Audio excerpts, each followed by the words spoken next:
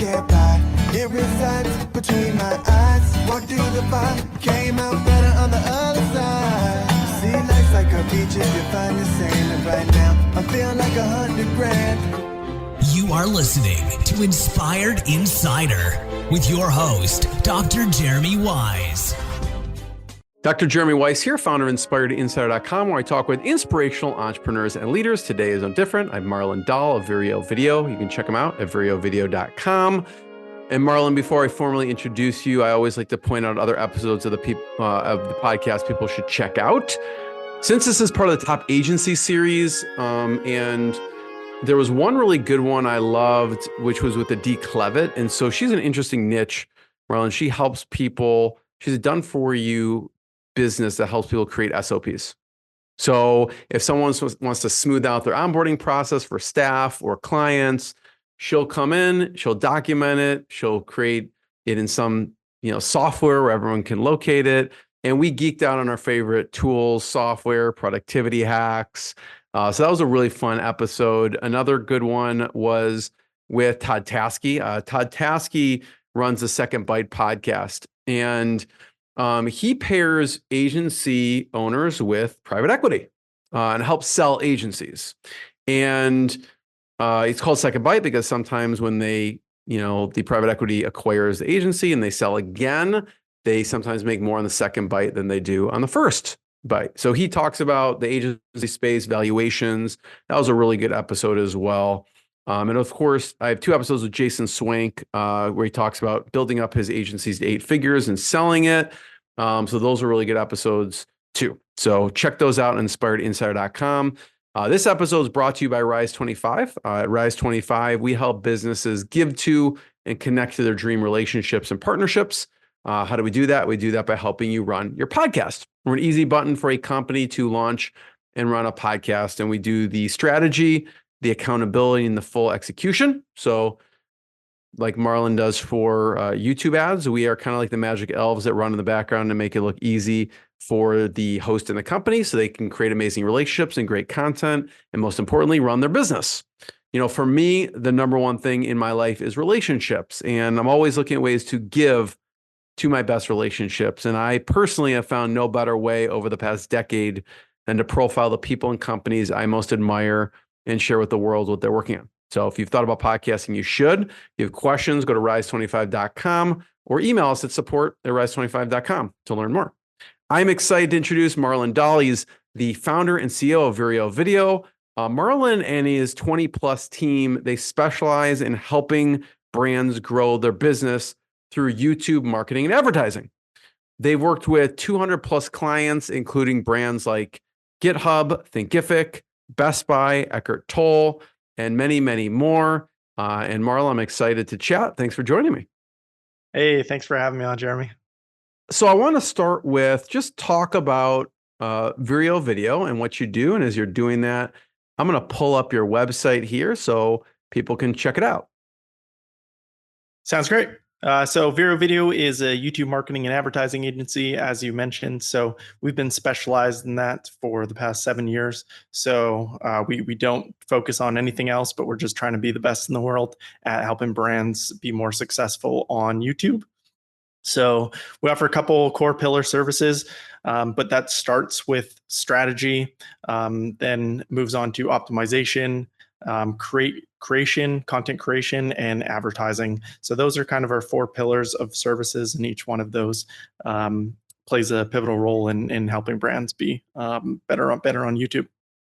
We're going to get into, I know you started and jumped into this whole industry because of BBTV, and we'll talk about some of the learnings there, but you mentioned optimization. What are some of when you go in, and I know you have clients go in and go, hey, Marlon, talk about our YouTube channel and optimization. What are some of the biggest mistakes you see people making? And maybe I'll pull up yours and, you'll point out, well, these are the mistakes that obviously they're not on your channel, but that you've seen on others.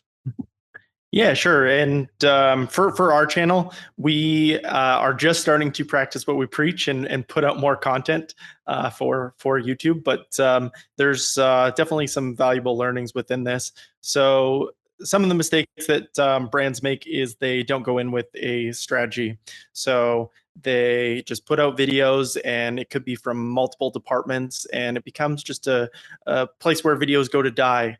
And conference video recaps, just videos that people aren't really interested in, that don't retain an audience and don't really provide value. And so most important thing is starting with a fundamental strategy that is based on research, whether that is from your existing channel of looking at what's working or what's not, or looking at competitors and seeing who is successful in the space, what videos are most likely to, or the top performers for those channels, and not just direct competitors, but also competitors of your target audience's attention. So that would be a fundamental thing to start with. Other mistakes more specific to optimization pertain to prioritizing the wrong things. So things like tags, keywords. While SEO is an important factor, tags and keywords don't play a big role, where the thumbnail and the title, those have much greater impact for a brand than keywords do. And so when you overly keyword stuff or focus on that, putting the video in the wrong priority, where really it's about creating a great video and then having great packaging, and the SEO is going to come through the title and description and the captions, but keywords don't play a big role. What about from a thumbnail perspective? I know I've watched several of your videos. They're great. People can check them out on YouTube. And you do talk about how thumbnails are so important. Yeah, thumbnails, it's the first thing that people see. It's kind of like the trailer for a video. And so when people are scrolling on YouTube, they're deciding on what to watch, and there's so much competition. And so you really have to compel people to click, and you can do that by inspiring curiosity to click. And so what we do is we do thumbnail split testing. And so we A/B test at least 2 thumbnails against each other. And so that gives us not only great data for that specific video, but great data to be able to improve our thumbnails on an ongoing basis. And there's a couple tools that can be used to achieve that. But that's one of the, I think, most valuable things that a channel can do to be able to optimize the potential performance of a video that has already been recorded. I know that, I don't know if you want to share your screen, but I know you geek out on tools like me, or you could just talk about them, whatever is best for you. Sure, happy to share some. Okay, cool. Share some tools. Let me share. And as you're doing that, Marlon, I'll just say, you also have another channel. Like you actually were like, okay, I should probably have my own channel. And this was a BPTV, and you started Bachelor on a Budget, which I think you grew to over 70,000 subscribers. And so people can check out some of your, and I know you're not a bachelor anymore, but your whereabouts and some of the good dishes you've created. And you use the same methodology with that channel as well. Yeah, that's how I started in being able to put out my own content and really understand the platform and what works, and do the keyword research and see the things that are most likely to have an impact on YouTube. But speaking to some of the tools, so I have a few different tools that I use. So one of these is kind of a standard vidIQ. There's a couple tools that do this specific feature, but I find this feature really valuable, the outlier score, because it can show you what videos are doing much better than others. So this is great for competitor research. When you pull up a competitor and seeing, okay, well, what videos are most likely to continue to grow, and what videos are most successful. So you can see in this case, like this video was 100 times outperformed the channel average, or 70 times, or 6.3 times. So you can get a better understanding really quickly. And vidIQ has lots of other great features, along with TubeBuddy. They're kind of the most known and standard. But in combination with a tool like this, I will track those videos, and whether it's a great thumbnail or competitors that I'm trying to track. And I'll use a tool like ClickPilot. And so ClickPilot is a tool where you can be able to, if I want to capture this video, I can choose what folder I want to put this in. and then have a suite of different thumbnails for it. And that can be really valuable to be able to go back and see, okay, what thumbnails worked really well for a specific niche, like real estate or health, or business thumbnails, for example, or a specific client. So that's a great tool.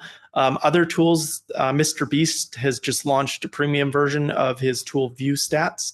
And so View Stats, also a Chrome extension, can give you a lot of data, but it can also show you history of thumbnail split tests, which can be highly valuable to see, okay, well, what was the thumbnail that a brand started with and what was the improvement since then? So those are a few of the tools that I like to use.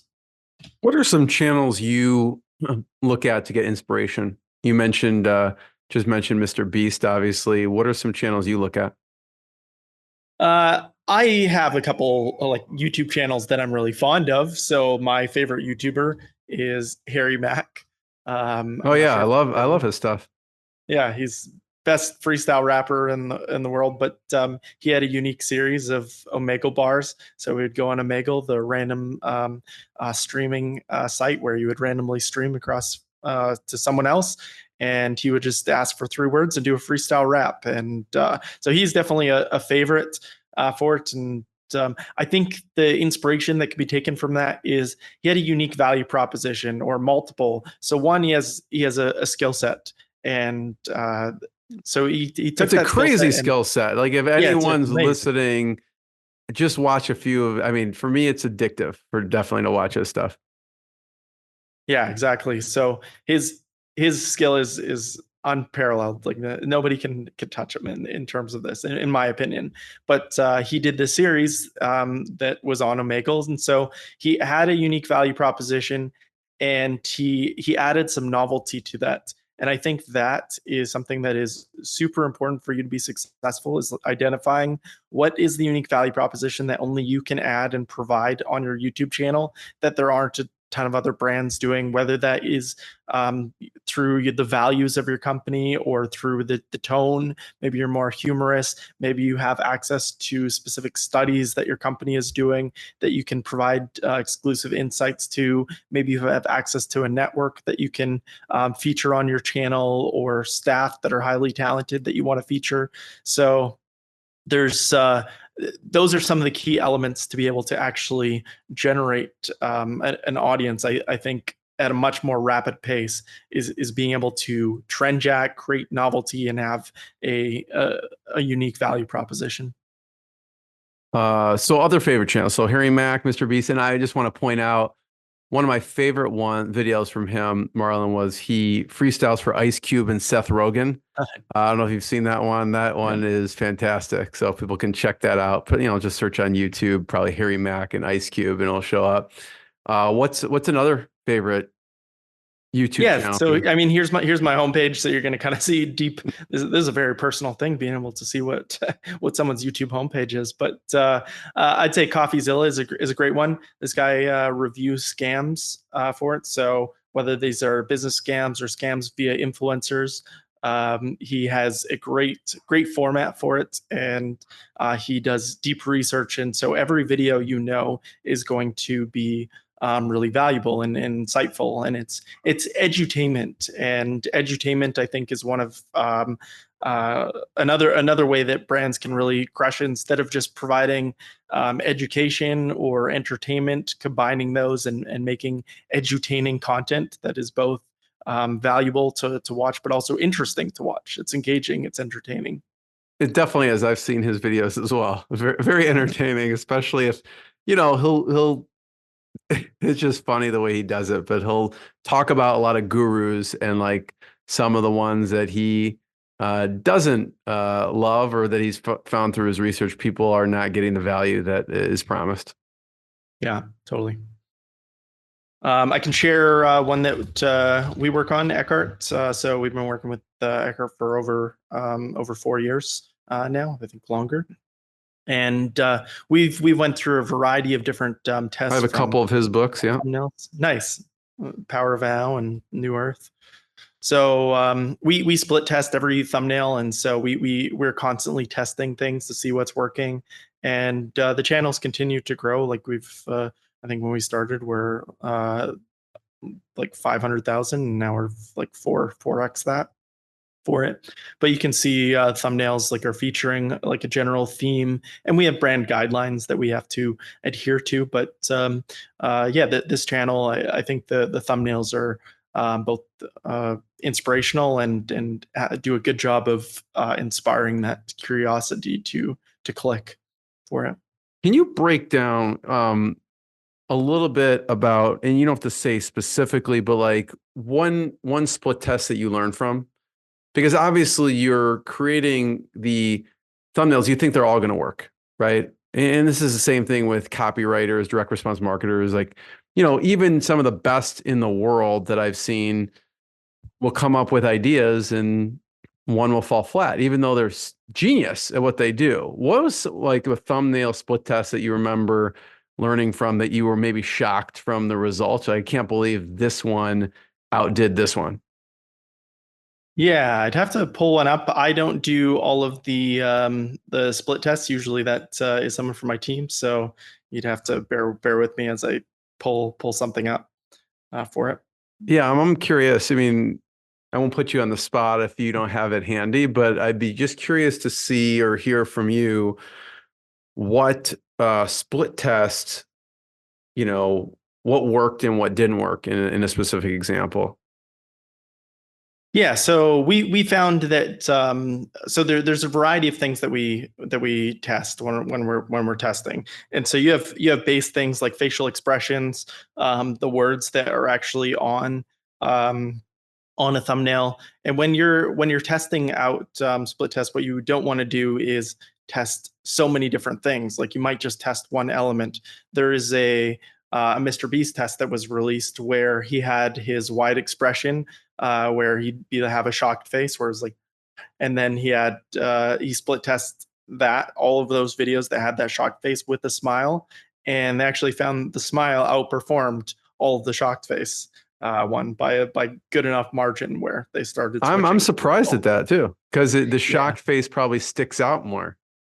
Yeah, totally. I think that it was overdone for it, and so having that smile was a bit more authentic and refreshing. That's something you hadn't seen from his channel before, or at least in a long time for it. So you'll look at expression, you'll look at the words, images, anything else of what you are looking to put on there to test. Yeah, so it can even be other things within the words. So positive and versus negative sentiment, even small things like capitalization can make a difference. Testing a longer series of words versus a shorter series of words, even if they're saying basically the same thing for it. Having like indicator arrows, like red arrows or big circles where it's highlighting something specific in the video. So those all play a difference in that. Colors and contrast play a role, but mostly it is the things that make the biggest difference is on the symbolism of the video. What is being described visually for that thumbnail.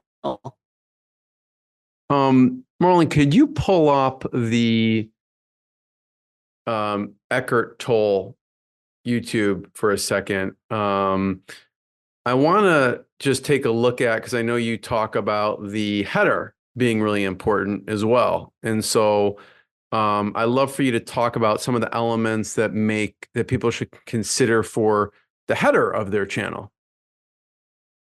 In terms of the banner? Yeah, the banner. Yeah. Yeah, the banner is one of the first things that people see when they come onto a channel, and so it doesn't need to be too complicated for it. It actually doesn't play a super big role in whether people decide to subscribe, but it plays some role, so it's worth having. But basically, you want to ideally make it so that people can see what your value proposition is right from when they land on the channel. In having either a good picture or your brand logo in there. And previously you could have call to actions, but they don't work as well now that the sign up links have moved positions. But main thing is that you're communicating a value proposition. That's what I was going to ask next, is what you've seen best practices from like a call to action perspective in videos. Yeah. So call to actions, when you do them at the end, you're going to miss a large portion of your audience. Still important to do because that audience is most likely to go on to watch another video. But unless the video has a specific goal of getting someone to your website to sign up for a specific lead magnet that you're referencing in the video, what is most ideal is to get people to go to another video, because YouTube really values people staying on the platform. And when they see people doing that, they're more likely to give your videos more impressions, because they see, okay, this is creating more session watch time. So there's video watch time and then there's session watch time.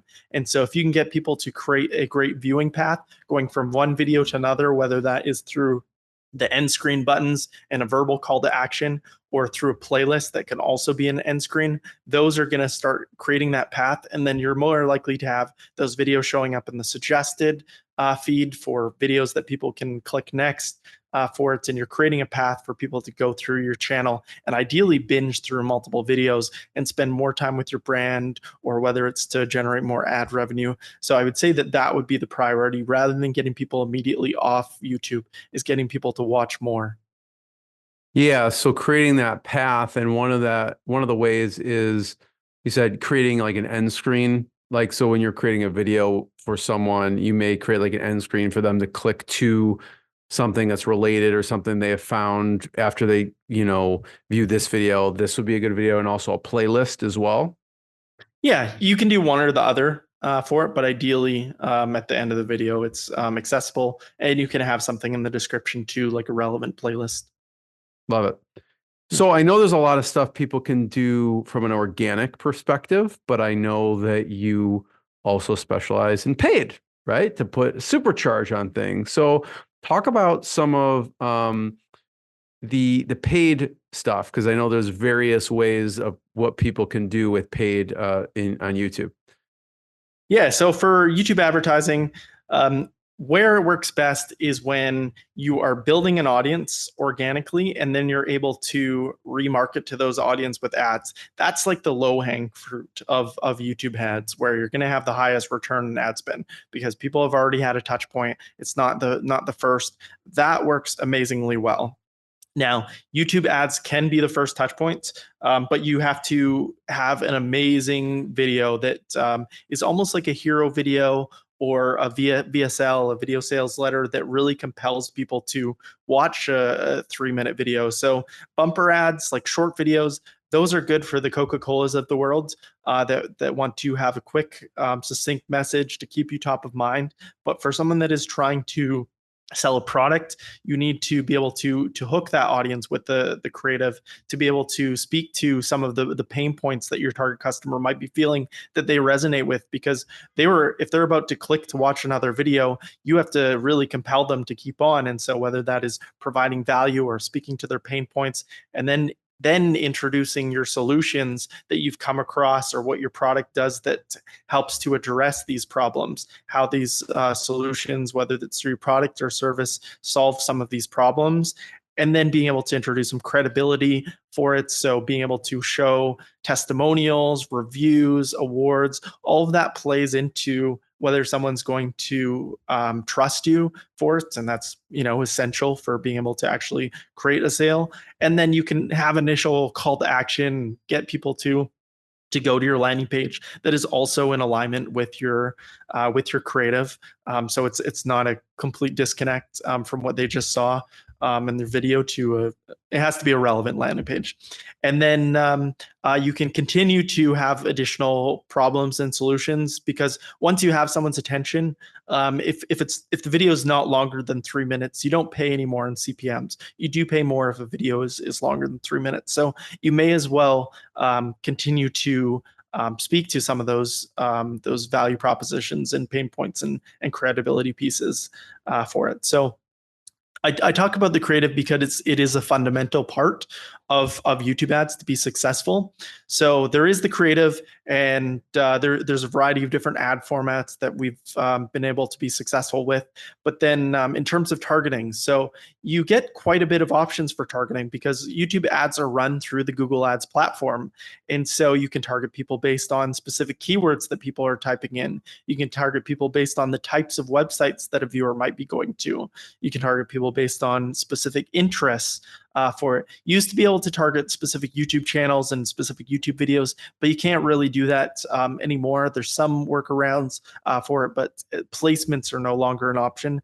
But aside from the targeting, then you have two main ad formats. There are bumper ads, as I mentioned, but two main ad formats that we see successful for generating a direct response, whether that's leads or sales, is you have in-stream ads, which are the videos that play before a video that someone's about to watch. And you have in-feed ads, and those are the ads that show up at the top of suggested videos on the right-hand side or at the top of YouTube search. But for those ones, someone actually has to click the video to watch it, and then it will take someone to the video, and they're viewing it as if they were viewing an organic video, where when you have an in-stream ad, they're viewing it as an ad and it has a link. So each one has different benefits and downsides, and so we test out both, and we see different performance for different types of businesses and different creative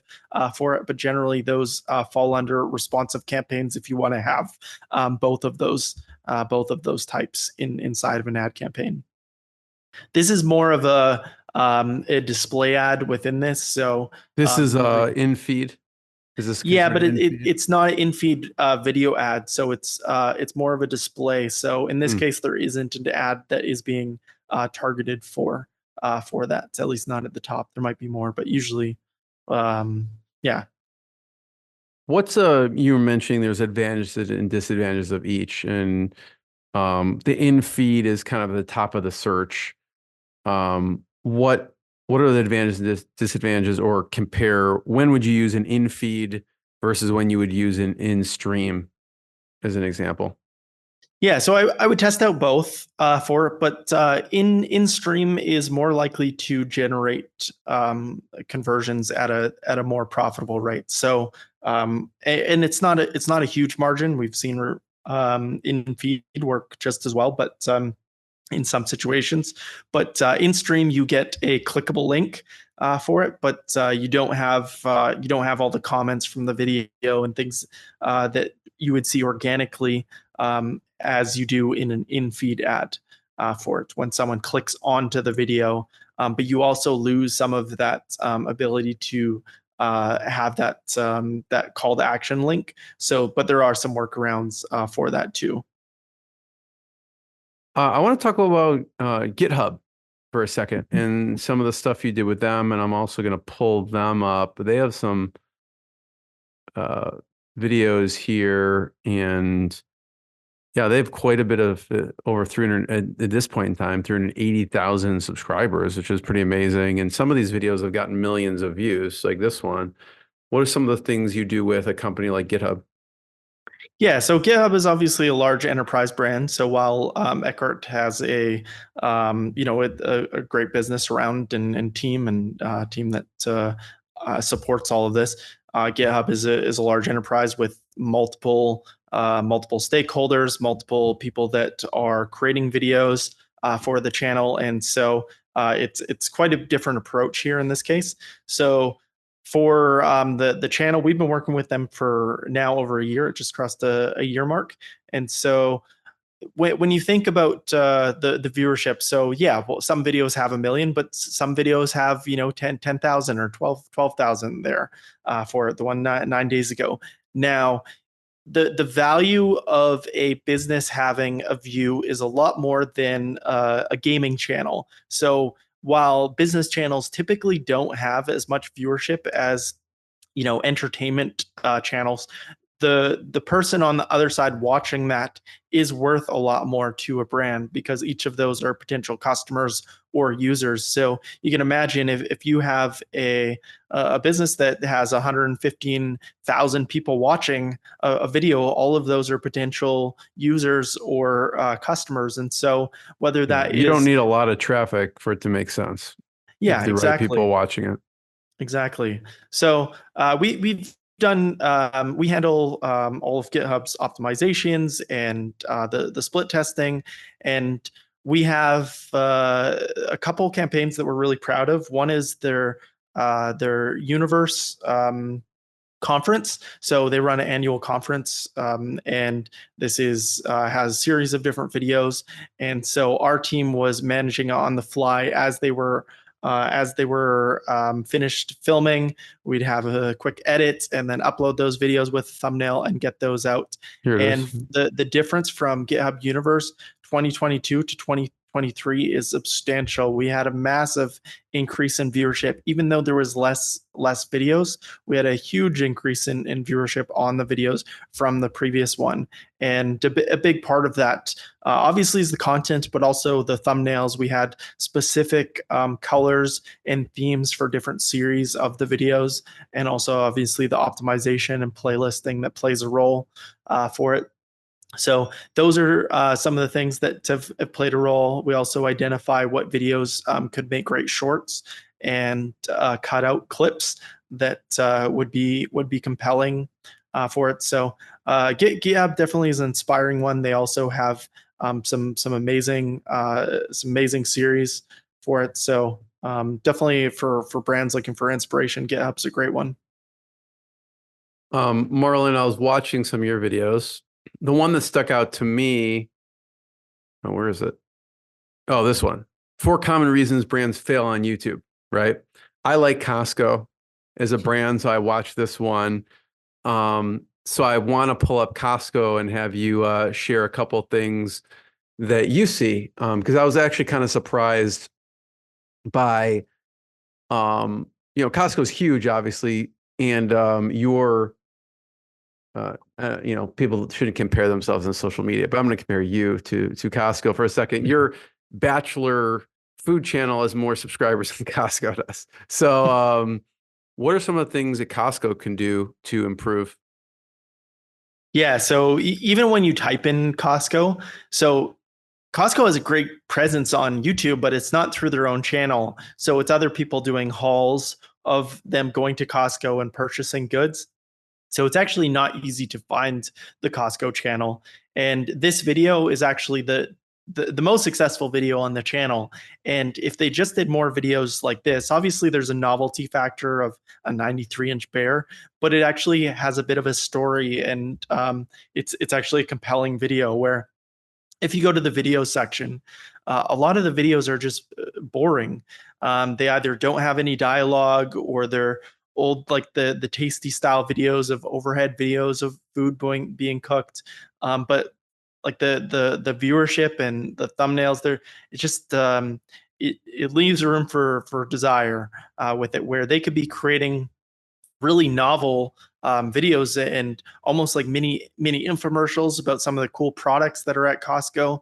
But just this isn't doing it. Also, a lot of it is really short form, and YouTube kind of prioritizes on longer form content because it generates more watch time for it. And so if you're going to have a video that is less than a minute, it better be really amazing, or have some morality or be a YouTube short for it. But if you have a long form, like in terms of long form wide video, and it's less than a minute, it's less likely to be a strong performer for it.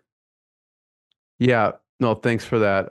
It is interesting because I wouldn't have known that, but by looking at it, you can see that they're very short form, and it's just like kind of a picture of food. So they should probably be split testing the thumbnails and maybe make longer term or longer videos. Yeah, and obviously food content can do well. I've had success in food content, but there needs to be, again, like a unique value proposition or a host to make that engaging. Unless you're adding some novelty factors of using really unique ingredients for it. But how it's currently done is not working. If they did certain trends with that are happening in food and add another unique element, then there's potential for that food content. But it's probably not even worth the production that's going into it to put this out.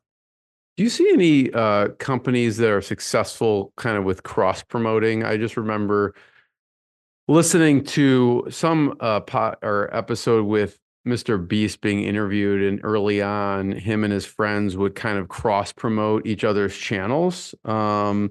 What are there any tips there? Because this sticks out here with Kodiak, right? I would think, oh, if I had a brand on Costco, like I would probably promote the heck out of it, right? So are there ways that people can cross promote, team up with another channel and cross promote each other's stuff?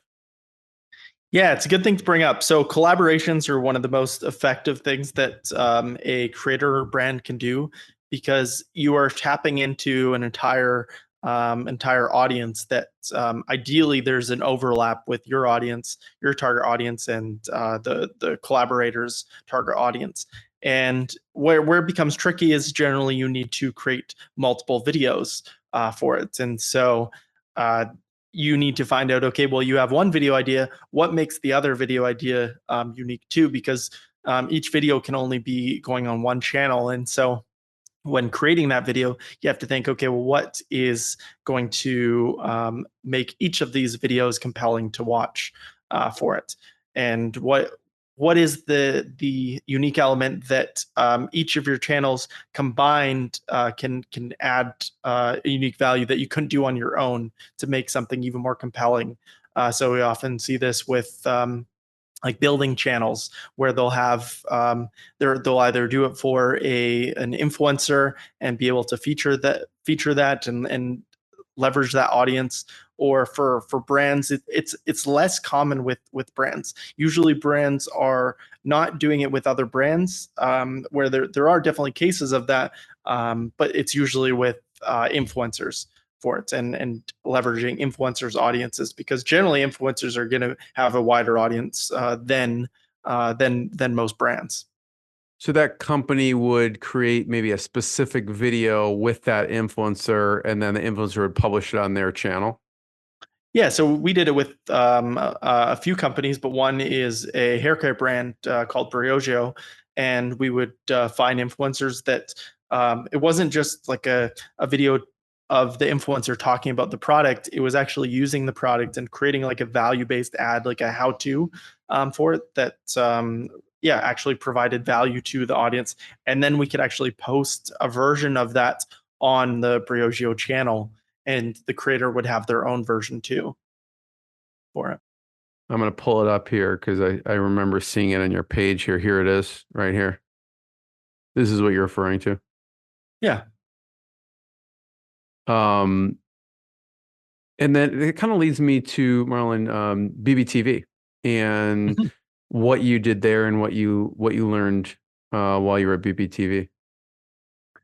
Yeah, so BBTV was not my first role with working with YouTube. So before that, I went to film school and had I studied entertainment business management. And so learning how to produce in all aspects of the entertainment industry kind of was the foundation for getting started on YouTube. And I had my own channel that was creating funny videos that were designed to sell a product, but through value-based content. So like how to speed read, how to lucid dream, and then we would sell a product at the end of that. And so that was my first foray into YouTube, and then some music channels. But then I worked at Broadband TV initially in sales, but then my role became managing some of the channels, and not only from a channel management point, but also from strategy to content ID, so managing the rights for it, and providing consultations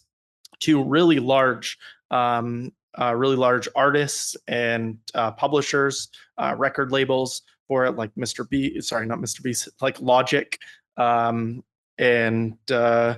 Mad Decent record label, World Star Hip Hop. So there was quite a few on the music side for it. And my goal there was to become the most knowledgeable person about YouTube.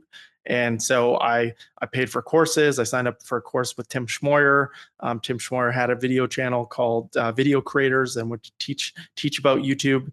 And so I would just study YouTube and try and become the most knowledgeable person about it. And that led to starting my own YouTube channel, Bachelor on a Budget, to be able to put some of those things into practice beyond what I was doing with my